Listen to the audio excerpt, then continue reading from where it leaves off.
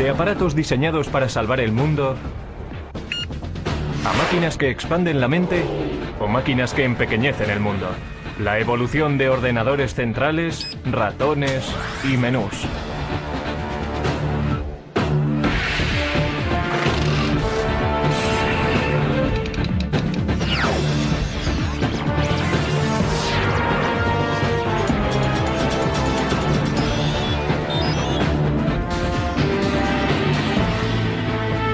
El ordenador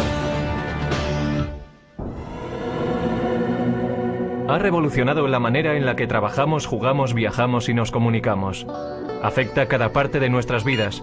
Ya ha conseguido ayudar a ganar guerras, resolver problemas aparentemente irresolubles y nos ha lanzado al espacio. La era de los ordenadores no ha hecho más que empezar. Estamos todavía en la edad de piedra. A medida en que vayamos avanzando en el siglo, no habrá una distinción clara entre la inteligencia humana y la inteligencia de la máquina. La mayor parte de la gente hoy en día sabe qué es un ordenador personal e incluso algo sobre su manejo. En esencia existen dispositivos de entrada, como un ratón o un teclado, el cerebro de la máquina, es decir, la CPU o unidad central de procesamiento, y dispositivos de salida como el monitor o la impresora. Por dentro, el ordenador realiza su magia haciendo millones de pequeños cálculos por segundo. Básicamente sus circuitos electrónicos solo tienen dos opciones. Pueden ser conectados y desconectados. En código binario, un 1 representa encendido. Un 0 representa apagado. Por lo tanto, un 1 en binario también significa verdadero y 0 significa falso. Mediante estos valores obtenemos la lógica binaria, lo que permite al ordenador computar. El ordenador solamente conoce el código binario de unos y ceros y lo utiliza para hacer cálculos y transformar personas normales en autores, animadores y navegantes de la red. El ordenador crea su magia mediante la velocidad a la que puede calcular. Un PC medio realiza 100 millones de cálculos por segundo. Pero eso no es nada comparado con algunas de las máquinas industriales actuales. Estos son los laboratorios nacionales de Lawrence Livermore, hogar del ordenador más rápido del mundo.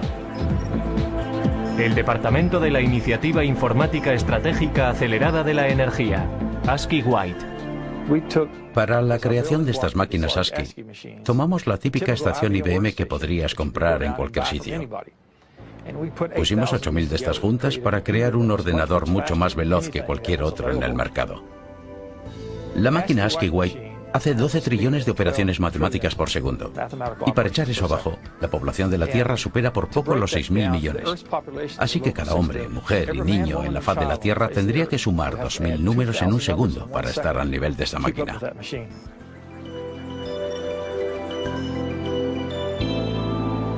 Como si fuera el guardián del silicio, el ASCII White está dedicado al servicio del país. Los laboratorios nacionales Lawrence Livermore son responsables de cerciorarse de la seguridad y la actuación de las armas nucleares de la nación. En 1992, el presidente George Bush prohibió las pruebas nucleares bajo tierra. Eso hace que sea muy difícil calcular el arsenal nuclear. Ahora los laboratorios han decidido emplear superordenadores para hacer las simulaciones y determinar la integridad de las armas que van cogiendo tiempo. Si se piensa en un arma nuclear y todos sus componentes, se empieza a comprender qué difícil es el proceso. Tenemos que ser capaces de simular cada una de las partes, la física que tiene lugar dentro de ellas. Estos simulacros son tan complicados que incluso a un ritmo de 12 trillones de cálculos por segundo llevarían semanas completar una prueba. El ordenador también tiene el poder de modelar moléculas. Esto ayuda a los científicos a diseñar experimentos antes de ir al laboratorio y entender cómo podrán ser los resultados. La manera más efectiva de obtener información del ordenador a la mente humana es mediante muestras visuales. Un enorme número de vídeos expositores de alta resolución convierte el infinito número de unos y ceros del ordenador en un increíble tapiz pixelado. Necesitamos ver el contexto, ser capaces de entender cómo encaja todo y después utilizamos esta simulación en una escala muy fina, en un bloque, un elemento para nuestras simulaciones más grandes que cubren un mayor volumen de espacio o un sistema mucho más grande. Sin estas paredes no seríamos capaces de entender este simulacro. Paradójicamente, mientras la tecnología va haciéndose más pequeña, los superordenadores como el White siguen ocupando todavía un gran espacio y una atención especial. Bien, estamos en la habitación eléctrica, que en realidad está al otro lado de la pared de la habitación del ordenador. Un ordenador de este tamaño necesita mucho material de apoyo. El ordenador ahora requiere aproximadamente 1,3 megavatios, eso es más o menos unas 1300 ohms. Requiere manipuladores de aire y refrigeradores. 3 refrigeradores de 675 toneladas impiden que el White se sobrecaliente haciendo circular agua fría a través de tuberías bajo el suelo. La máquina representa el esfuerzo coordinado de cientos de brillantes cerebros. Pero con la máquina ASCII podemos rastrear su origen hasta un hombre que no estaba demasiado preocupado por la seguridad nacional, pero tenía un gran interés en el ganado. Charles Babbage fue un científico británico que inventó el salvaganado para evitar que los trenes de vapor descarrilaran chocando contra bovinos desconcertados. También se le considera por muchos el padre del ordenador. Babbage fue un científico extraordinario. Quiero decir que fue fantástico. Se adelantó 100 años a su tiempo. No se puede decir de muchas personas, pero sí se puede decir sobre Babbage. A comienzos del siglo XIX, concibió la idea de ordenadores mecánicos. Es decir, ordenadores que iban a hacer más que calcular, que iban a poder guardar información, almacenar números y volver sobre ellos cuando lo necesitaran. E iba a poder imprimir las respuestas que ofrecía.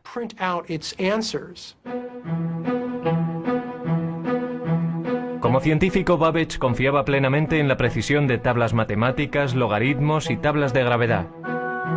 Computar esos cuadros es lo que la gente conoce por ordenadores. Desafortunadamente, estos ordenadores cometían errores con frecuencia, enfureciendo así a su inventor. Errar es humano, pero para Babbage, ser humano no era suficiente. Primero previó un complejo sistema de engranajes y ejes que trabajaban juntos para hacer cálculos. Después de 10 años de trabajo, sin embargo, tiró el proyecto a la basura. Solo lo completó parcialmente para diseñar un aparato incluso más sofisticado. Una máquina que poseyera los componentes básicos de los ordenadores modernos. Las tarjetas perforadoras le proveían las entradas. Un mecanismo llamado el molino hacía los cálculos y el almacén guardaba los nombres como memoria. Lo llamó el motor analítico. El motor analítico hacía cálculos mecánicamente. Después de introducir los datos, el mecanismo tenía que ser accionado por una manivela, haciendo girar cientos de engranajes intrincados, ejes y ruedas numeradas para calcular los resultados. Babbage anticipó que la máquina de 15 pies de altura funcionaría a vapor por su tamaño. Pero Babbage nunca construyó una máquina. Su protoordenador se colapsó antes de que pudiera completarlo. Fue víctima de herramientas imprecisas y de la falta de fondos. Todo esto ocurrió 100 años antes de que se volviera a concebir la idea de un aparato así. Alentado por una eclosión de población en América, el siguiente paso en la evolución del ordenador vino al final del siglo XIX, cuando oleadas masivas de inmigrantes amenazaban con sobrecargar el censo americano de 1890. En 1887, la oficina del censo todavía llevaba la cuenta del recuento de 1880 a mano. Desesperados suplicaban por otra forma de tabular los resultados. Entonces fue cuando un anterior inspector del MIT llamado Hermann Hollerith introdujo una serie de máquinas que harían que el recuento del censo fuera tan fácil como contar 1, 2 y 3. Cada persona estaba representada por una tarjeta. Los individuos tenían que perforar las cajas relacionadas con su edad, sexo, raza y profesión. Los trabajadores del censo entonces introducían las tarjetas perforadas en las máquinas. La tabulación se hacía con electricidad. Al utilizar clavijas eléctricas, los resultados se registraban en una serie de diales, como si fueran relojes. Otras máquinas separaban las tarjetas. Las máquinas de Hollerith aceleraban de forma vertiginosa el procesamiento de la información. En solo 6 semanas se había hecho el recuento del censo de 1890 de 62.622.250 habitantes. Entonces Hollerith continuó comercializando ese invento. Se dio cuenta de que el censo era un gran cliente, pero seamos realistas, si solo recibes un pedido una vez cada 10 años. Entonces salió y consiguió hacer negocio entre los ferrocarriles, por ejemplo, y formó una compañía que finalmente se convirtió en la base para la IBM. La invención de Hollerith fue un hito en el camino de lo mecánico a lo digital. Pero todavía faltarían 50 años y el poder destructivo de una guerra mundial para que arrancara el primer ordenador verdadero.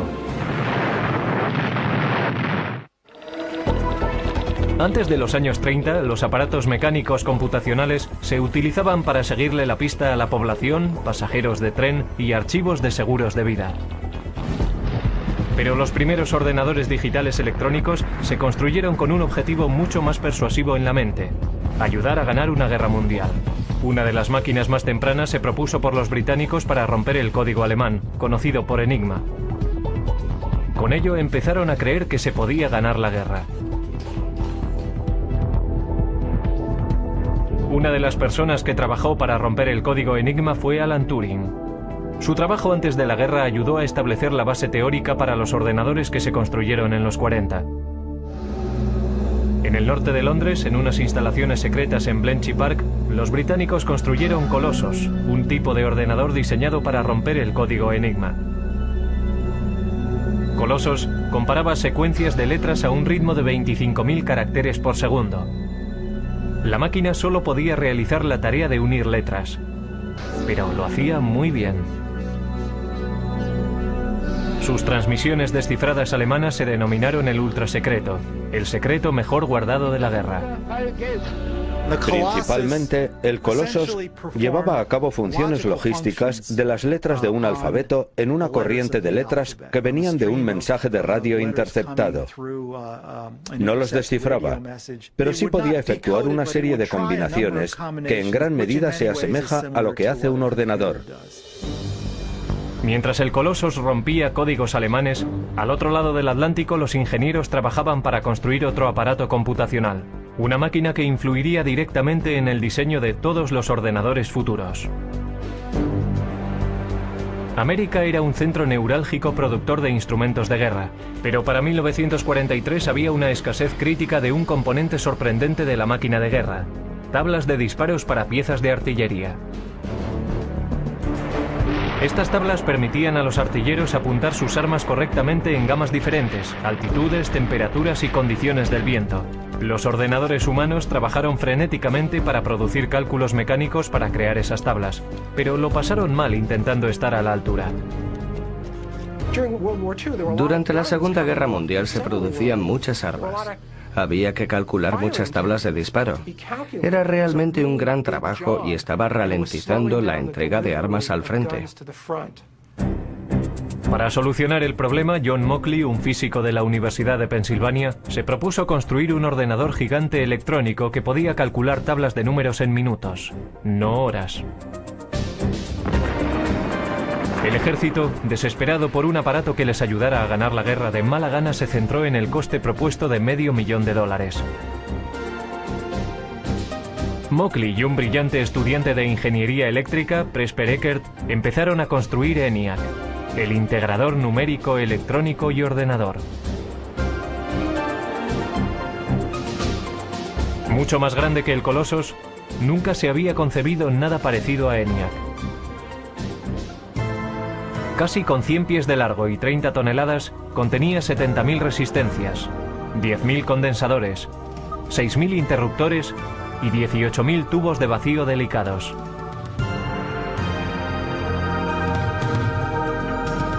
Los tubos funcionaban como bombillas. En una máquina cabían 18.000 tubos, por lo menos uno tenía que cambiarse cada pocos minutos. Después de 2 años de trabajo intenso, el equipo completó el ENIAC. 3 meses después, los japoneses se rindieron. Aunque no pudo acabarse a tiempo de ayudar a acabar la guerra, ENIAC fue una máquina maravillosa. Podía realizar 5.000 sumas, 357 multiplicaciones y 38 divisiones cada segundo. Lo interesante sobre ENIAC es que tenía una capacidad de propósito general. Podía reconfigurarse para solucionar otros problemas. Y nunca hubo ningún problema para encontrar trabajo para ENIAC. Todos los servicios armados exigían tiempo para poder usarlo. También clientes industriales y universidades. Así que se le mantuvo ocupado hasta bien entrados los 50. Pero a ENIAC, la máquina más compleja de su tiempo, todavía le faltaban muchas de las cualidades de un ordenador moderno. Su memoria era muy primitiva y solo podía almacenar un máximo de 20,10 números decimales. Tenía que recablearse laboriosamente cada vez que se programaba. Y no podía tomar decisiones lógicas basándose en sus cálculos. Pero ENIAC ya había demostrado que los ordenadores se podían construir.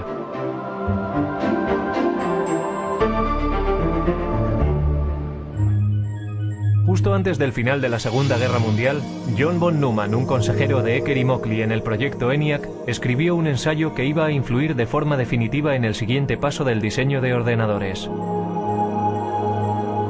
Von Neumann poseía una memoria fotográfica y era uno de los científicos principales enrolados en el proyecto Manhattan. El artículo de von Neumann delineaba la estructura de un ordenador moderno. El diseño comprendía una unidad de procesamiento y una unidad de control, memoria, entrada y salida. Pero lo más importante en la evolución de los ordenadores tendría su capacidad de programación internamente en su memoria.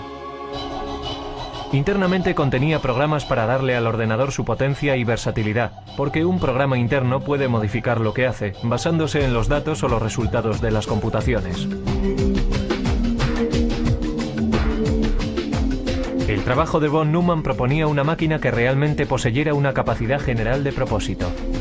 En su trabajo describió los atributos del ordenador, cómo tenía que organizarse de forma lógica. Esto es, necesitaba tener un procesador central donde los cálculos se pudieran llevar a cabo. Necesitaba una memoria donde los datos de programación pudieran ser almacenados. Y necesitaba tener una unidad de salida y una unidad de entrada de algún tipo. Trazó el plan lógico, el mapa para un ordenador, y señaló la dirección que había que tomar para el futuro. La idea para almacenar programas internamente era la última llave para desarrollar el verdadero ordenador con un propósito general. Pero si fue o no la idea de von Neumann es algo que se ha debatido con vehemencia recientemente. Ecker y Mockley, que habían trabajado con von Neumann, dijeron que habían formulado programas internos como parte rutinaria de su trabajo al construir ENIAC. Sin embargo, Ecker y Mockley no fueron incluidos como autores en el artículo y se sintieron traicionados. Pero al darse cuenta de que el ordenador encontraría un lugar en el mundo de los negocios, Ecker y Mockley formaron su propia compañía. Empezaron a trabajar en una máquina que llamaron UNIVAC, Ordenador Universal Automático. A diferencia de sus predecesores, UNIVAC era una máquina amable, diseñada para solucionar problemas científicos o militares. Podía diseñarse para satisfacer varios propósitos. El UNIVAC también constituía el primer ordenador en poder fabricarse en masa y venderse comercialmente. La máquina podía ser programada para toda una serie de tareas de procesamiento de datos como nóminas, inventarios y facturación. Unidades de cinta compactas y magnéticas almacenaban datos y los resultados se imprimían automáticamente. Todavía muy poca gente entendía qué grado de utilidad tendría un ordenador. Esa percepción cambió drásticamente en la noche electoral de 1952, cuando la CBS utilizó el UNIVAC para predecir el resultado de la carrera presidencial entre Eisenhower y Adelaide Stevenson. Los sondeos decían que la carrera presidencial estaba muy justa. El UNIVAC calculaba de otra forma. Los ingenieros introdujeron los resultados de los precintos seleccionados del este, antes de que cerraran los colegios electorales en el oeste. Los expertos pensaron que había sido una carrera muy apretada, pero el UNIVAC predijo una victoria electoral arrolladora para Eisenhower. Incluso la CBS no creyó lo que decía el ordenador y dudó en dar a conocer sus resultados. Pero al final el UNIVAC tenía razón. El poder y la utilidad del ordenador habían sido probados. Después del éxito del Univac, varias empresas empezaron a ver un futuro en el desarrollo de los ordenadores. IBM empezó a darse cuenta de que los ordenadores serían cada vez más pequeños, más baratos y más fáciles de manejar, y que habría un lugar en los negocios para estas máquinas que, desde luego, a la larga, sustituirían a la tecnología de las tarjetas perforadoras.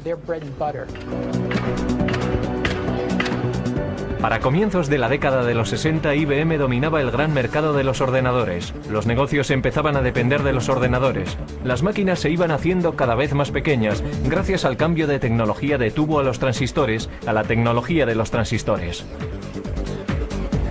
Y la carrera hacia la Luna iba a hacer que los ordenadores fueran aún más pequeños. En 1961, Norteamérica iba a la zaga de Rusia en la carrera por el espacio. En el incesante intento de ganar a los rusos, el objetivo de la NASA era que el hombre llegara a la Luna. No iba a resultar fácil. Cuando comencé a trabajar en la NASA en 1962, el primer día me dieron una regla de cálculo de 20 inch. Nuestros cálculos se hacían principalmente en calculadora de bolsillo. Teníamos un número de personas a las que asignábamos nuestras hojas de datos, y su trabajo consistía en trabajar con sus pequeños cálculos. Pero los astronautas no podían confiar en reglas o calculadoras de bolsillo en el espacio. La misión requería un ordenador guía sofisticado. A principios de la década de los 60, sin embargo, una máquina tan potente como la que necesitaban ocupaba toda una habitación. La NASA intentó reducir el tamaño del problema. Afortunadamente, el primer gran avance en el camino a la miniaturización ya había tenido lugar. En 1947, 3 científicos en los laboratorios Bell inventaron el transistor. Un transistor ejecutaba la misma función de encendido y apagado que los tubos de vacío, pero era mucho más pequeño y más fiable. Los transistores se hacían con silicio y cable diminuto. El silicio es un semiconductor. Si se aplica un voltaje pequeño, se comportará como conductor, permitiendo que pase una corriente entre los cables. Si no hay voltaje, actuará más como un aislante bloqueando la corriente. Esta característica del silicio es lo que permitió a los transistores hablar el lenguaje binario de los ordenadores. Y harían del silicio la base para la industria de estos. El siguiente paso en la miniaturización tuvo lugar en 1959, cuando Robert Noyce y Jack Kilby, ingenieros para fabricantes rivales de transistores, llegaron a los mismos avances de forma independiente y que conducían a la misma idea revolucionaria. Toda una red de componentes electrónicos, transistores y todo incorporado en un solo chip de silicio. La gran innovación en la electrónica se llamó el circuito integrado.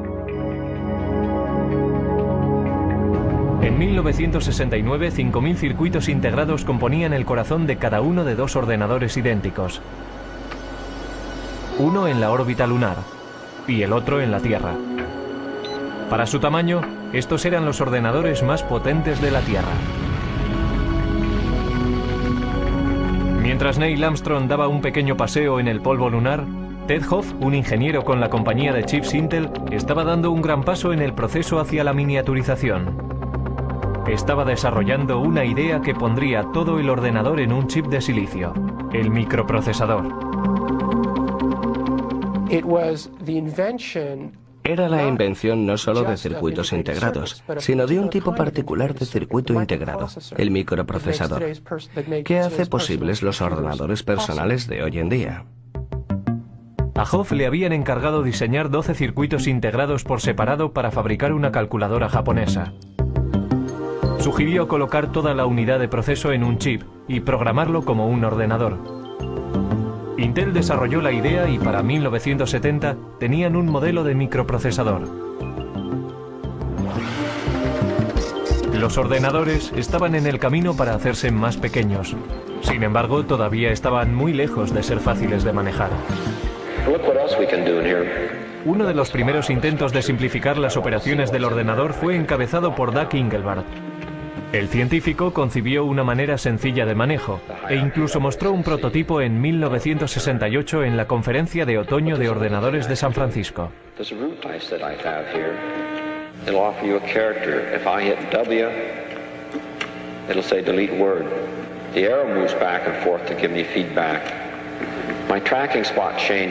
Soldando un teclado y un aparato para señalar que llamó ratón, Engelbart trabajaba con un ordenador a 30 millas de distancia, unido por microondas, y demostró que se podía procesar palabras en un hipertexto.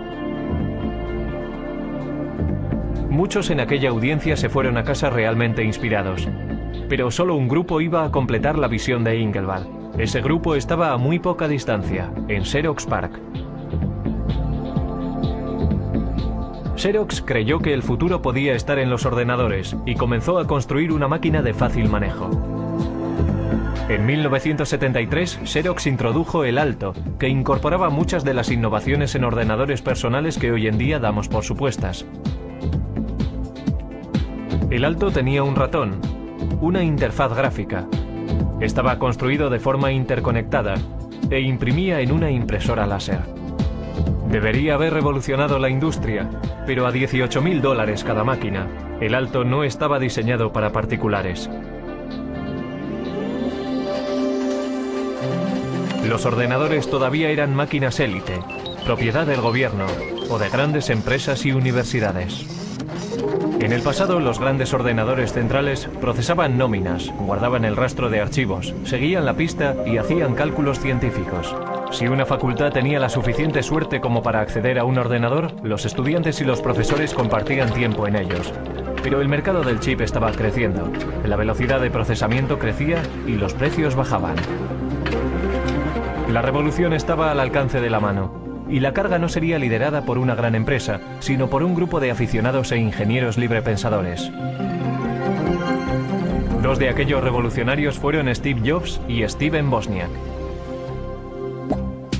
A mediados de los 70, empezaron a fabricar un ordenador pequeño en un garaje de Palo Alto. Lo llamaron el Apple I. Steve Jobs era un estudiante de universidad que había abandonado los estudios, pero era diferente. Era muy inteligente, muy avispado. También era extremadamente ambicioso. Pero quizás más importante que eso, conocía a otro Steve Wozniak, que era un brillante ingeniero de hardware.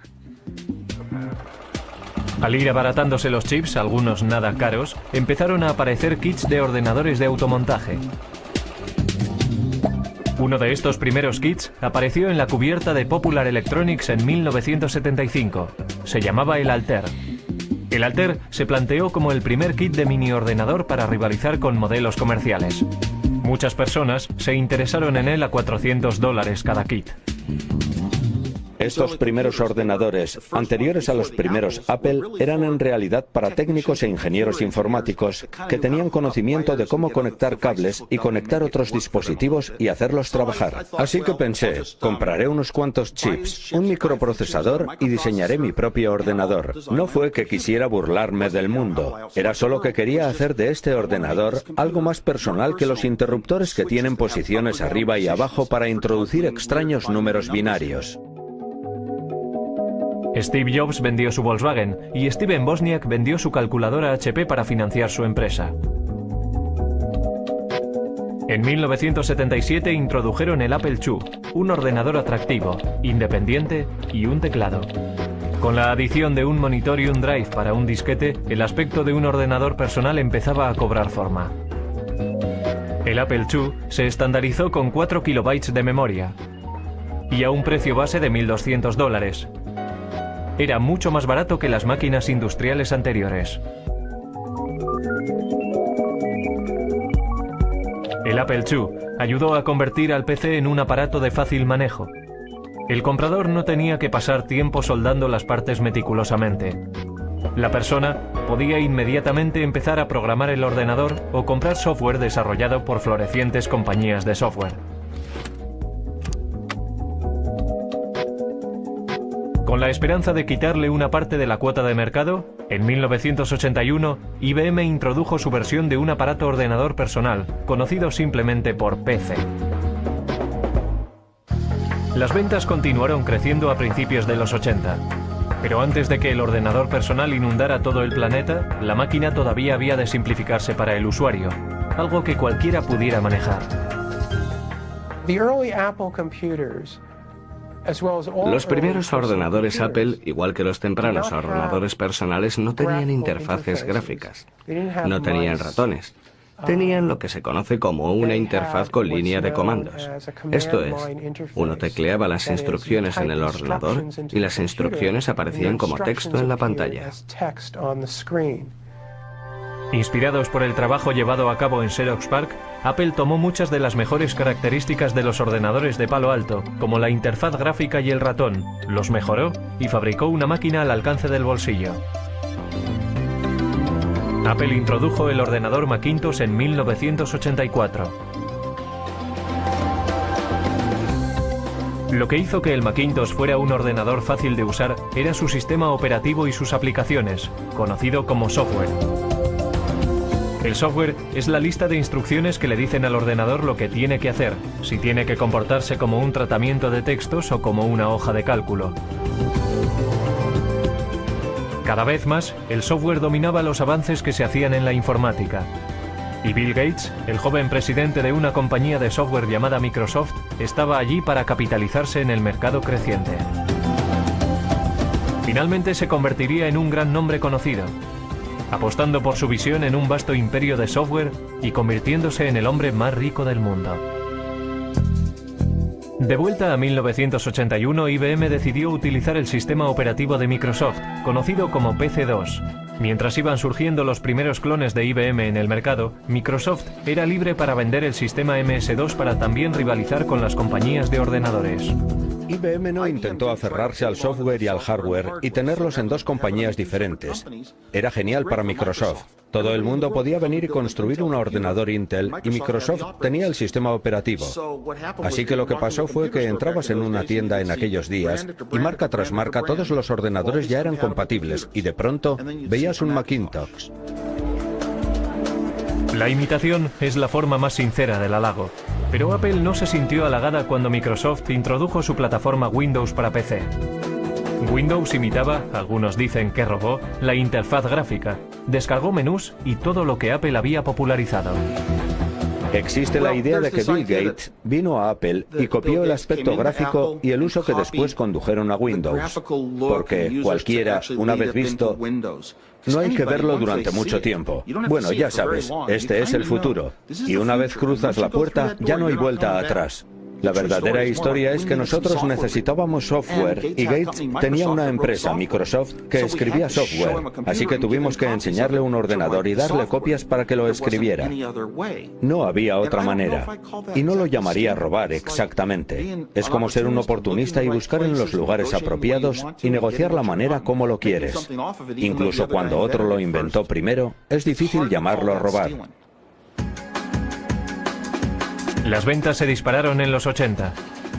De 500.000 máquinas al año en 1981 a 7 millones para el final de la década. Máquinas fáciles de manejar y software más sofisticado que nunca excitó la imaginación general. Pero la revolución estaba muy lejos de haber acabado.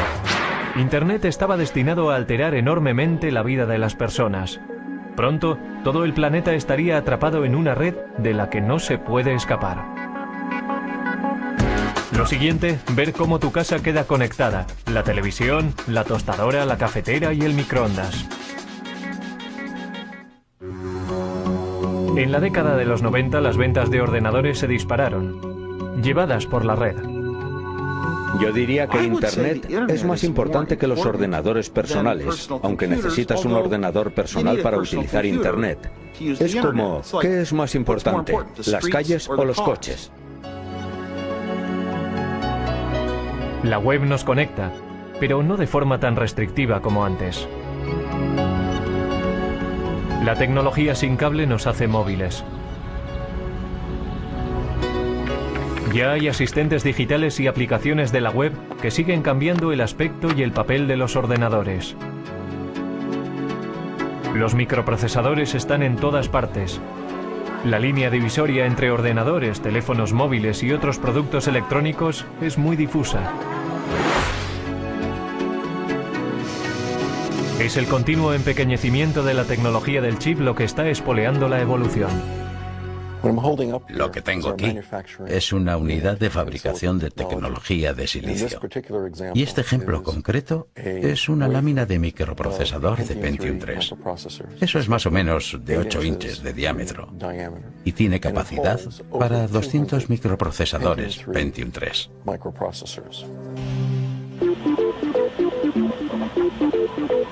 Cada microprocesador puede contener tantos como 100 millones de diminutos transistores.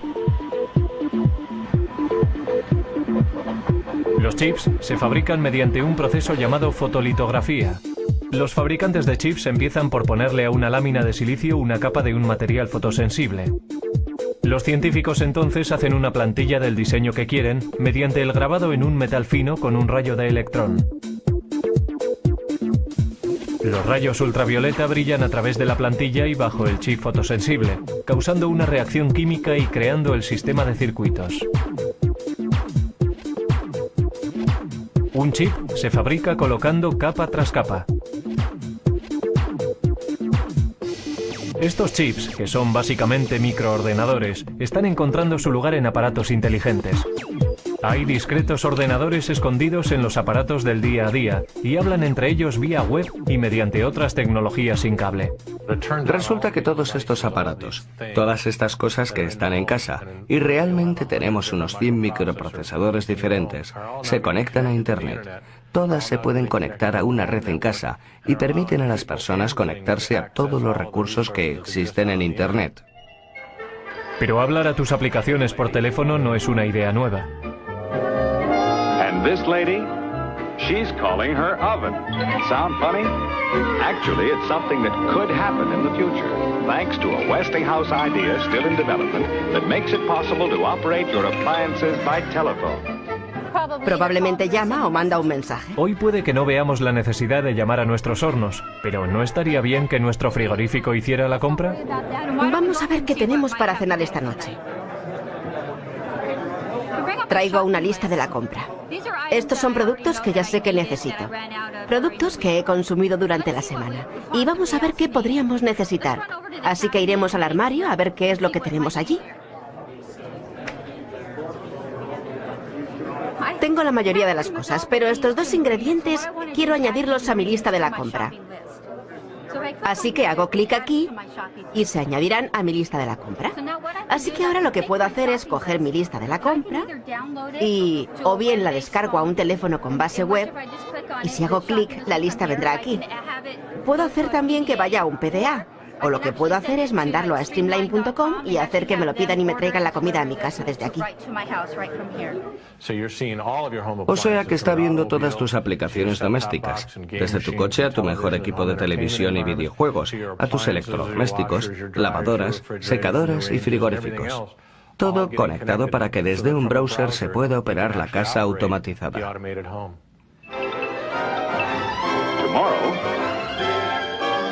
Westinghouse telephone control may allow you to feed your pets, open or close your windows, operate any of the appliances in your home, even if you're miles and miles and miles away. Si estás fuera de casa y viene alguien y toca la puerta cuando está conectada, alertará a mi teléfono. Entonces estoy fuera y desde mi teléfono puedo hacer varias cosas. Puedo llamar a mi casa, hablar con la persona, puedo descargar la imagen de quién es, puedo ver si es uno de mis hijos que se ha olvidado la llave, puedo ir más allá con mi teléfono porque puedo controlar la puerta y dejarles pasar. A continuación, ordenadores del futuro que disparan la mente. Dentro de 10 años los ordenadores no serán objetos que trasladamos de un sitio a otro. Estarán en nuestras gafas lanzando imágenes directamente a nuestra retina. Siguiendo una tendencia antigua en el mundo de los ordenadores, las cosas se están haciendo más pequeñas. Mucho más pequeñas.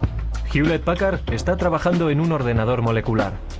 El Dr. Stan Williams planea utilizar moléculas en lugar de unos y ceros eléctricos para hacer funcionar un ordenador. Por supuesto que un interruptor es algo que puedes encender y apagar, así que si piensas en una pared de interruptores, la gente habla del mecanismo de apretar un botón que se llama flip-flop de conmutación. La manera en que las moléculas se modifican es simplemente mediante el cambio de forma. Cuando tienen una forma están encendidas, cuando tienen otra forma están apagadas. Una corriente eléctrica podría apretar el interruptor mecánico, convirtiéndolo en el mecanismo fundamental de la informática digital. Pero, ¿cómo se conecta todo? Trabajamos duramente en lo que se conoce en la comunidad científica como kits para montar uno mismo. En otras palabras, sabíamos que sería demasiado caro y muy difícil de construir cables diminutos del tamaño de moléculas usando las técnicas estándar de la litografía y el grabado. El Dr. Williams y sus asociados desarrollaron cables moleculares paralelos, cada uno de 2 átomos de lato y 8 átomos de ancho. Resulta que no planificaron ni redactaron estos cables. No les dijimos dónde tenían que ir en ningún caso. Esencialmente depositamos una pequeña cantidad de iridio en una superficie de silicio, lo calentamos y se produjo una reacción química entre los dos materiales, y el resultado de la reacción química fue una serie de cables que ven detrás de mí. El Dr. Williams previó construir ordenadores moleculares mediante la retención de moléculas individuales entre 2 juegos de cables.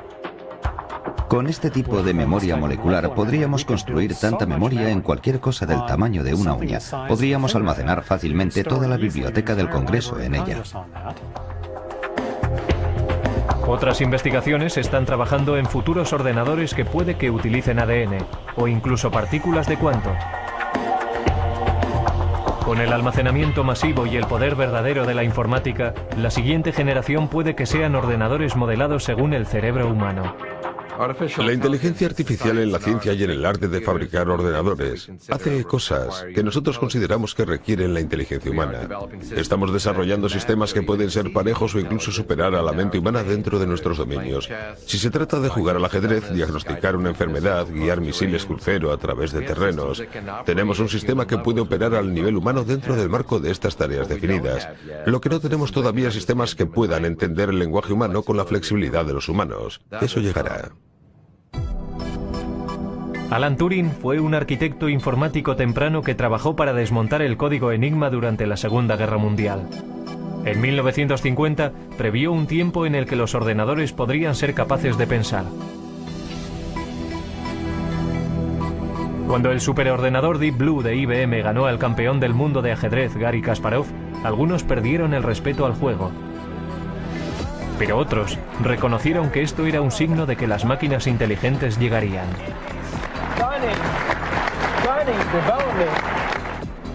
La electrónica molecular podría incluso borrar la línea entre el hombre y la máquina. Tendremos ordenadores muy pequeños y muy potentes que podrán viajar a través de nuestro sistema venoso. Tendrán el tamaño de las células de la sangre y se comunicarán sin cable con nuestras neuronas. Así que seremos capaces de agrandar nuestra capacidad de pensar, velocidad de pensamiento, aumentar la memoria humana, incrementar nuestras habilidades cognitivas y modelos de reconocimiento mediante la combinatoria de nuestra inteligencia biológica con estas nuevas formas de inteligencia no biológica. Los ordenadores capaces de pensamiento cognitivo alegran a unos y atemorizan a otros. Lo veo como algo derivado de la inteligencia humana. En muchos casos serán copias de la inteligencia humana y encarnarán nuestros valores. Quizá por eso estamos preocupados, porque sabemos que la naturaleza humana en sí misma es dual. Tenemos una parte muy creativa y también una muy destructiva, y la tecnología está multiplicando eso. La tecnología es un arma de doble filo, capaz de producir tanta destrucción masiva como abundancia sin precedentes. Pero mirando al pasado, puede que la sociedad sepa cómo dirigir el ordenador del futuro.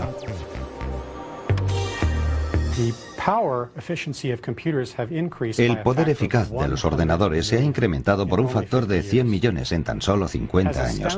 Tan sorprendente como esto, nuestros estudios en física fundamental nos dicen que debería ser posible aumentar aún más el poder eficaz de los ordenadores por otro factor de 1 billón más de lo que son hoy. Lo que eso me dice es que la edad del ordenador no ha comenzado aún.